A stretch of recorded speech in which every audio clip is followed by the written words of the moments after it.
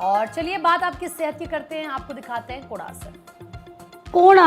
कोणासन 1 यानी कि elbow Planck जिसे हम कहते हैं। तो कैसे करना है, अपने दोनों एल्बोज पे आएंगे, अपने दोनों पंजों को इन करेंगे, टोज इन करेंगे, अपने बटक्स को उठाएंगे। हाँ, अब इसमें ध्यान रखेंगे, अपने कोहनी को थोड़ा सा आगे लेंगे। आपका जो कंधा है और जो कोहनी है वो एक 90 डिग्री पोजीशन में होनी चाहिए।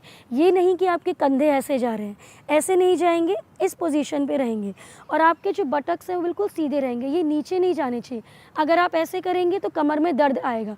तो हमें क्या करना है, अपने पेट को एंगेज करना है और एक सीधी लाइन में आना है।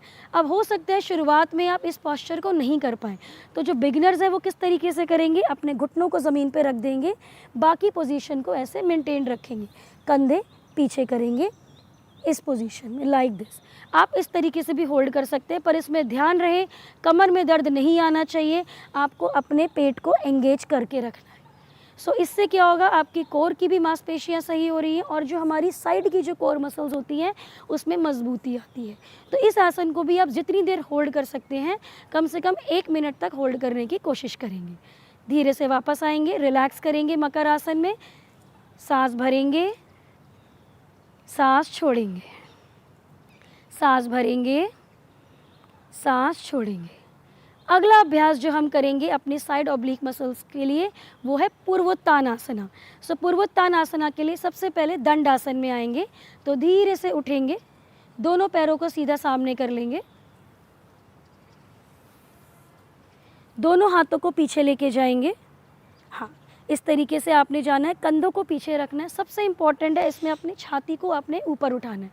अब टोस को आगे की तरफ रखेंगे। अब श्वास भरते हुए अपने बटक को उठाएंगे। ध्यान रहे आपकी कोर की मसल्स बिल्कुल एंगेज होनी चाहिए, उसको लूज़ नहीं छोड़ना है। जब आप इस पोजीशन में आ जाएंगे तो धीरे से अपनी गर्दन को रिलैक्स करना है। आपकी गर्दन में किसी तरीके से खिंचाव नहीं आना चाहिए। तो इस पोस्चर से हम क्या कर रहे हैं कि जो हमारी साइड की जो ऑब्लिक मसल्स होती हैं उसमें मजबूती आती है और खिंचाव आता है। तो साइड की मसल्स हमारी स्ट्रॉन्ग होती है। तो जब भी कभी हम बाल्टी उठाते हैं भरी हुई पानी की, तो क्या होता है, हम इस तरीके से उठाते हैं तो हमारी कमर में लचक आ जाती है, क्योंकि इस मसल में मजबूती नहीं होती है। तो इस आसन से हम इस मसल की मजबूती कर रहे हैं, जिसकी वजह से कोई हम भारी सामान उठाएं तो हमारे कमर में दर्द नहीं आए। कोशिश करें इस आसन को 10 काउंट तक शुरुआत में होल्ड करें, फिर धीरे धीरे 1 मिनट तक। धीरे से वापस आएंगे और शशांक आसन में रिलैक्स करेंगे। तो शशांक आसन में जाएंगे, अपने दोनों अंगूठों को मिलाएंगे पीछे से, दोनों घुटनों में थोड़ा सा गैप करेंगे और फिर धीरे से नीचे रेस्ट करेंगे, अपने फोरहेड को टच कर देंगे। अब ध्यान रहे कि आपका जो कमर है बिल्कुल इसमें सीधा होना चाहिए।